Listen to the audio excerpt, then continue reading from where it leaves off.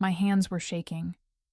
I was standing at Gate B12, boarding pass in hand, and my passport was gone.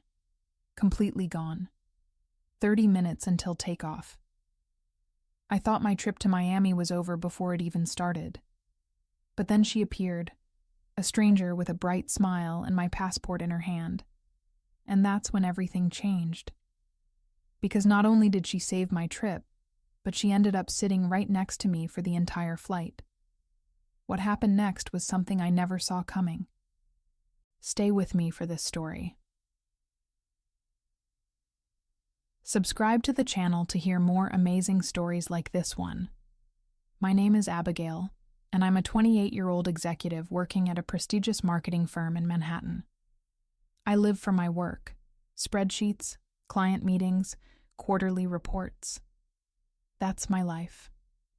Or at least, it was supposed to be. But on this particular Tuesday morning in March, I was supposed to be different. I was supposed to be on vacation. A real vacation.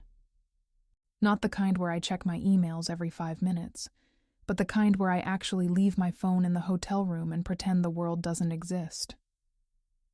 Miami was calling. 3 weeks of planning, a boutique resort in South Beach, and a promise to myself that I would finally relax. I'd been running on empty for months, staying late at the office, skipping lunches, canceling plans with friends. My therapist had actually used the word burnout in our last session, and something about hearing it out loud made me realize I needed this trip more than I needed my next promotion. The morning started like any other. I woke up at 5 a.m., a habit I couldn't break even on vacation days, showered, grabbed my pre-packed luggage, and headed to JFK Airport. The Uber ride was smooth, traffic was light, and I was there by 7:15 a.m. for my 10:30 a.m. flight. Everything was perfect. Too perfect, maybe. I checked in my luggage at the counter, went through security without a hitch, and made my way to the gate. I had 3 hours to kill, so I grabbed a coffee at one of those overpriced airport cafes and settled into a seat near the window. I pulled out my phone and started scrolling through my work emails. Old habits die hard. When I noticed something. My passport wasn't in my crossbody bag where I always kept it. My heart stopped. I checked my carry-on. Nothing. I checked my jacket pockets. Nothing. I retraced my steps mentally. Security checkpoint, coffee shop, bathroom. Where had I last seen it? The bathroom. I'd pulled it out to double-check my boarding pass while washing my hands. I remembered that clearly now. I'd set it on the sink counter for just a moment while I dried my hands. I ran back to the bathroom. It was gone. The panic that flooded through me was unlike anything I'd experienced before. This wasn't a work crisis that could be solved with a phone call or a strategic email. This was real.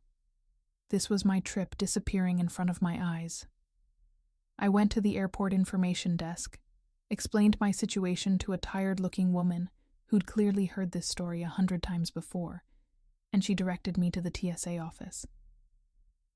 "They might have it," she said, not meeting my eyes. "But if they don't, you'll need to contact the State Department about an emergency replacement." The TSA office was a maze of bureaucracy and waiting. I stood in line for 20 minutes, my anxiety climbing with every passing minute. When I finally got to the counter, the officer told me they didn't have it. No one had turned in a passport that morning. My stomach dropped. I was standing there, trying to figure out my next move, when I heard a voice behind me. "Is this yours?" I turned around, and there she was. She couldn't have been more than 25, with curly dark hair pulled back in a messy bun, wearing a vintage band t-shirt and ripped jeans. She was holding my passport in her hand, and she was smiling like she'd just found a winning lottery ticket. "I found it in the bathroom," she said, handing it to me.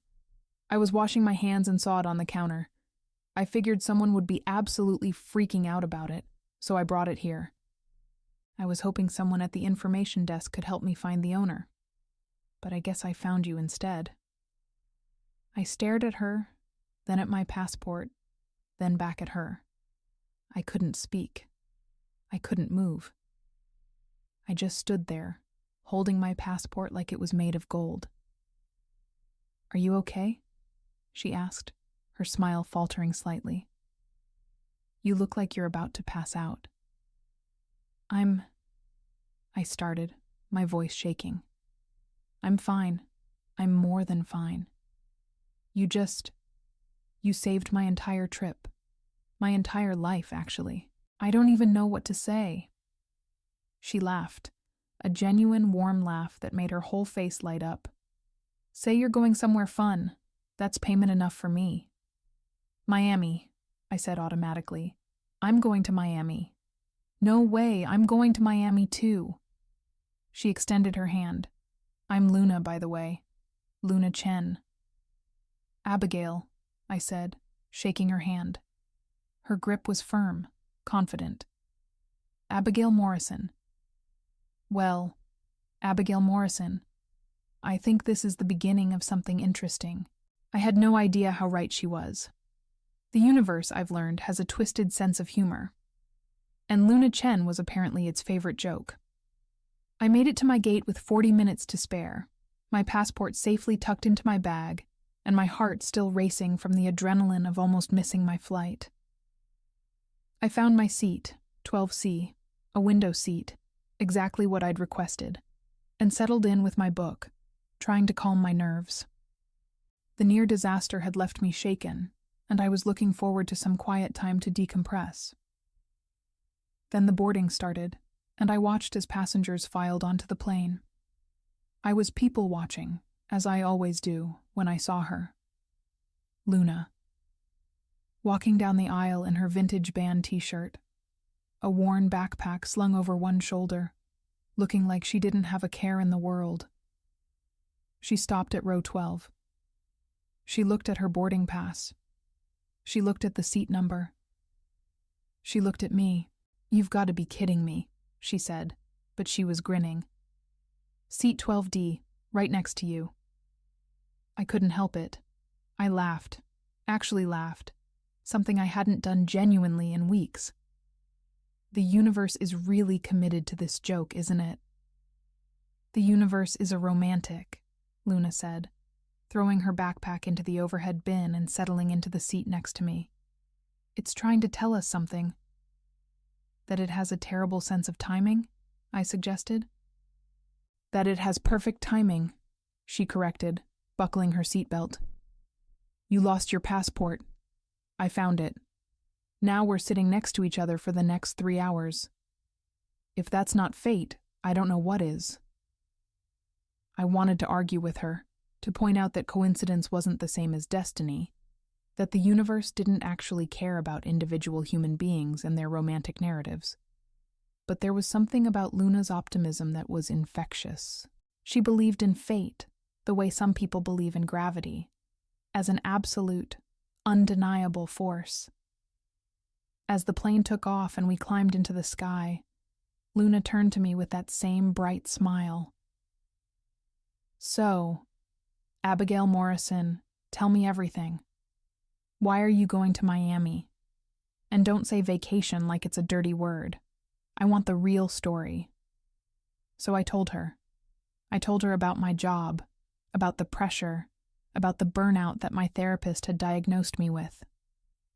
I told her about the spreadsheets and the client meetings and the way my alarm went off at 5 a.m. even on weekends because my brain couldn't shut off. I told her about the last time I'd actually laughed, and I couldn't remember when that was. Luna listened to all of this without interrupting. Her dark eyes focused on my face like I was the most interesting person she'd ever met. When I finished, she was quiet for a moment. "You know what your problem is?" she said finally. "I'm sure you're about to tell me," I said dryly. "You're living someone else's life," she said. "You're living the life that society told you to live. The successful executive, the corner office, the respect and the money. But is it making you happy?" "That's a very personal question to ask someone you just met," I said. "I know. Luna said. But we're at 30,000 feet, and you just told me your entire life story. I think we're past the point of small talk. She was right, and I hated that she was right. No, I admitted quietly. It's not making me happy. Then why are you doing it? I didn't have an answer for that. Or rather, I had too many answers, and none of them made sense when I tried to say them out loud. Luna leaned back in her seat and pulled out a worn notebook from her backpack. It was covered in stickers. Places, I realized. Paris, Tokyo, Barcelona, Rio de Janeiro. Dozens of cities, each one a memory. I've been traveling for 2 years, Luna said, flipping through the pages. I quit my job, sold most of my stuff, and just left. And it was the best decision I ever made. Not because traveling is inherently better than working. It's not. But because I chose it. I chose my own life instead of letting someone else choose it for me. That's very brave, I said, and I meant it. It's not brave, Luna said.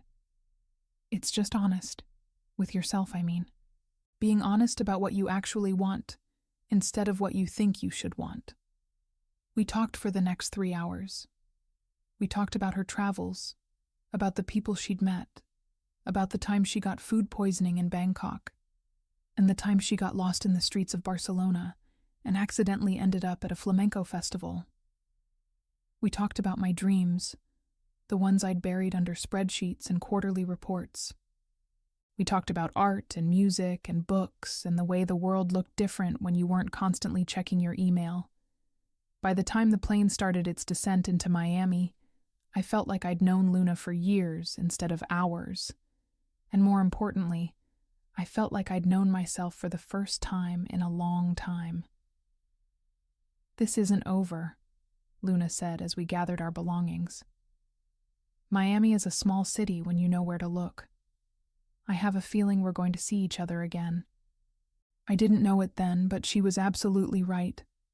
The Miami sun hit me like a physical force as I walked out of the airport. It was warm, humid, and absolutely perfect. The sky was that brilliant shade of blue that only exists in Florida, and the air smelled like salt water and possibility. I took a deep breath and felt something shift inside me, like I was finally letting go of something I'd been holding on to for too long. I'd booked a car service to take me to the resort, and as I was loading my luggage into the trunk, I heard a familiar voice. "Abigail, wait!" I turned around to see Luna jogging toward me, her backpack bouncing on her shoulders. "Where are you staying?" she asked, slightly out of breath. "The Coral Bay Resort," I said. "In South Beach." Luna's face broke into an enormous grin. "No.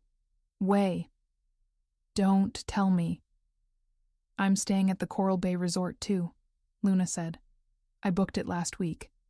I have a friend who works there, and she got me a deal on a room. This is insane. This is absolutely insane." The universe, it seemed, was not done with its jokes. The Coral Bay Resort was everything I'd hoped for.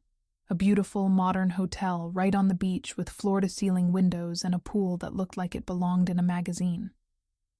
Luna and I checked in at the same time, and when we discovered that our rooms were on the same floor, we both just started laughing. It was the kind of laughter that comes from the absurdity of it all, from the sheer improbability of the universe's sense of humor. "Dinner tonight?" Luna suggested as we headed toward the elevators. "There's this amazing Cuban restaurant I've heard about. Mojitos and ropa vieja, and the kind of food that makes you believe in God." "I'm not sure I'm ready for more of your company," I said, but I was already smiling. "Liar," Luna said. "You're absolutely ready. You're just scared." She was right. I was scared. Scared of what it meant that I was having more fun with this stranger than I'd had with anyone in months. Scared of what it meant that I was considering changing my entire life based on a conversation with someone I'd met 6 hours ago. Scared of the way Luna made me feel, like anything was possible, like I could be anyone I wanted to be. 7 o'clock, I said, but I'm choosing the restaurant. Deal, Luna said.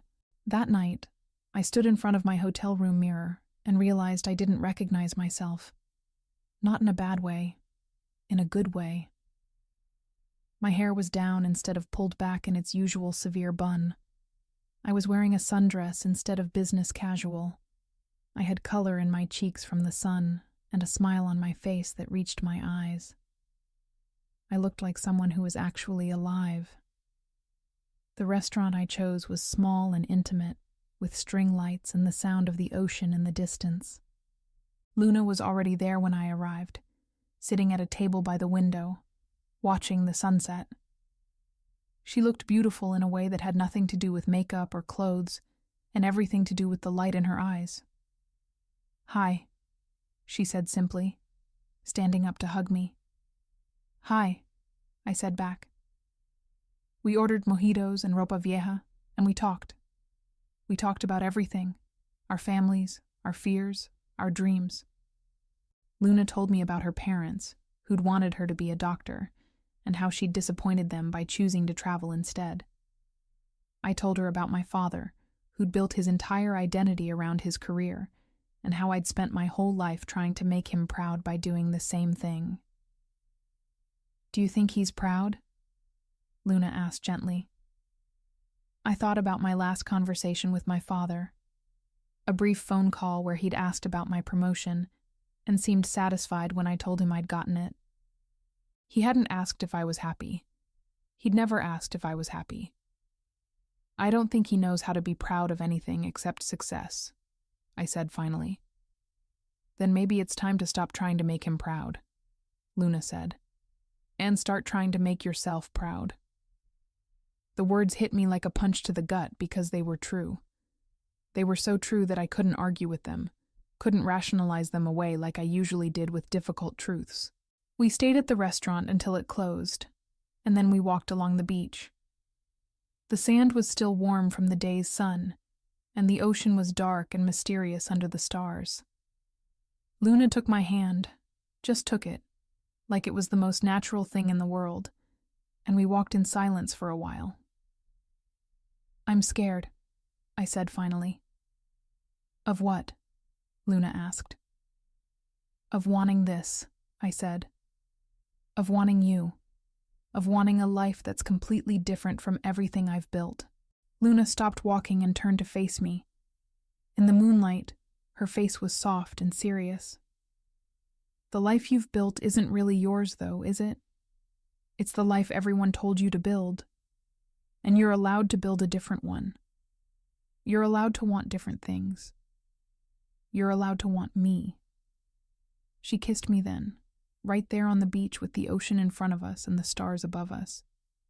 It was soft and sweet, and absolutely perfect. And when she pulled away, I knew that everything had changed. I wasn't the same person who'd lost her passport at the airport that morning. That person was gone, and I was glad. The next 3 days were a blur of happiness. Luna and I fell into an easy rhythm. Breakfast at the hotel cafe. Beach days where we'd lie under umbrellas and talk for hours. Nights exploring Miami's vibrant nightlife. We went to art galleries and live music venues. We ate at hole-in-the-wall restaurants that served the best food I'd ever tasted. We danced until our feet hurt and laughed until our sides ached. But underneath all of this happiness, there was a tension building. We were both aware that my vacation had an expiration date. In 4 days, I was supposed to fly back to New York and return to my job, my apartment, my old life. We didn't talk about it, but it was there, hovering over us like a storm cloud. On the 4th day, we were at the pool, the same pool where I'd first seen Luna in a bikini and had to sit down because my heart was racing so fast I thought I might pass out. The pool was crowded with tourists and resort guests, and we were lounging on deck chairs, trying to pretend that time wasn't running out. Luna was wearing a sundress over her bikini, and she kept taking it off and putting it back on, unable to decide if she wanted to swim. I was watching her, memorizing the way she moved, the way she laughed, the way she looked at me like I was the most important person in the world. "Come swim with me," she said, extending her hand. "I'm fine here," I said, but I took her hand anyway. She pulled me up and dragged me toward the pool. We were running, laughing, and I wasn't paying attention to where we were going. That's when I saw it, a giant inflatable pink flamingo floating in the middle of the pool. It was ridiculous and tacky and absolutely perfect. Luna grabbed it as we jumped in, and suddenly we were both holding on to this giant pink flamingo, laughing like we were 5 years old. Other people were staring at us, but we didn't care. The world had shrunk down to just the two of us and this absurd pink bird. "I have to tell you something," Luna said, her voice suddenly serious despite the fact that we were both soaking wet and holding onto a pool flamingo. "Okay," I said, my heart starting to race. "I'm in love with you," she said. "I know it's crazy. I know we've only known each other for 4 days. I know this is insane. But I'm in love with you, and I couldn't let you leave without telling you." I stared at her. This beautiful, brave woman who'd found my passport and changed my entire life. And I realized that I was in love with her too. Completely, utterly, irrevocably in love with her. "I'm in love with you too," I said. She kissed me then, right there in the middle of the pool, still holding on to the pink flamingo. And everyone around us started clapping and cheering. Someone took a picture. It was ridiculous and perfect, and exactly what I needed. When we got out of the pool, we were both shaking. From the cold water, from the emotion, from the magnitude of what we'd just said to each other. "So what happens now?" Luna asked as we dried off. "I don't know," I said honestly. "I have to go back to New York in 3 days. I have a job, an apartment, a life." "Do you want to go back?" Luna asked. I thought about my job, about the spreadsheets and the client meetings and the way my alarm went off at 5 a.m. even on weekends. I thought about my apartment, which I barely spent time in because I was always at the office. I thought about my life, which wasn't really a life at all. It was just a series of obligations and expectations. "No," I said. "I don't want to go back." "Then don't," Luna said simply. "Stay. Or come with me. I'm leaving Miami next week to go to Costa Rica. Come with me. Let's build a life together. A real life, not the one someone else told you to build." It was crazy. It was impulsive. It was everything that my old self would have said no to without hesitation. But my old self was gone, and I was someone new now. Someone brave. Someone willing to take a chance on happiness. "Okay," I said. "Yes. I'll come with you." Luna picked me up and spun me around, and I felt lighter than I had in years. The weight of expectation, of obligation, of living someone else's life. It was all gone, and in its place was something beautiful and terrifying and absolutely right. I called my boss the next morning. I was sitting on the balcony of my hotel room, watching the sun rise over the ocean when I dialed the number. My hands were shaking, but my voice was steady. "I'm resigning," I said when he picked up. "Effective immediately. I won't be coming back to New York." There was a long silence on the other end of the line. Then, "Abigail, I think you're making a mistake. You're one of our best executives. You have a bright future here." "I had a bright future," I said. "But it wasn't my future. It was the future everyone else wanted for me. And I'm done living that life." I hung up before he could respond, and instead of feeling terrified, I felt free. Luna found me on the balcony an hour later with 2 cups of coffee and a grin on her face. "Did you do it?" she asked, handing me a cup. "I did it," I confirmed. I quit my job, and I'm not going back to New York, and I'm going to Costa Rica with a woman I met 4 days ago. I'm officially insane. You're officially brave, Luna corrected, sitting down next to me. There's a difference. We spent the next 3 days tying up loose ends. I called my landlord and gave notice on my apartment. I called my therapist and told her that I'd found my own form of therapy. It was called Luna Chen and traveling the world. I called my father and told him that I was quitting my job and leaving the country, and I braced myself for his disappointment. But something unexpected happened. After a long silence, my father said, "I'm proud of you." I almost dropped the phone. "What?" "I'm proud of you," he repeated. I spent my whole life chasing success, and I never stopped to ask myself if I was happy. I don't want that for you. If this makes you happy, then I'm proud of you for having the courage to do it. I cried after I hung up the phone. Not sad tears, but the kind of tears that come from finally being seen and accepted for who you really are.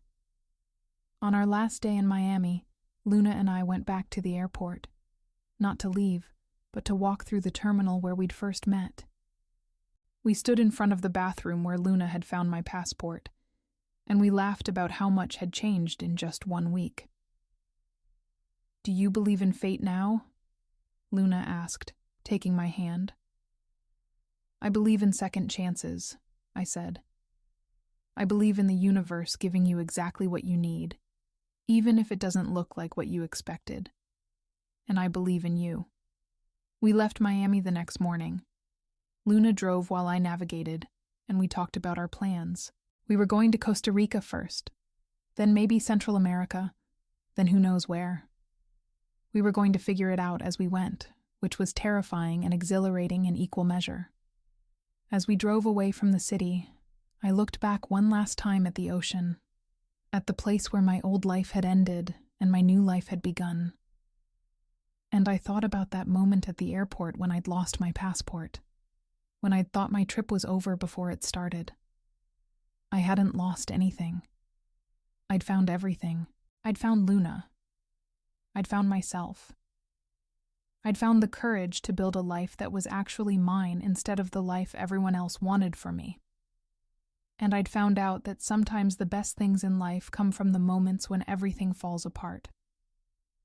"Thank you," I said to Luna as we drove down the highway toward our next adventure.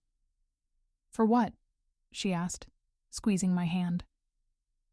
"For finding my passport," I said. "For being on that flight.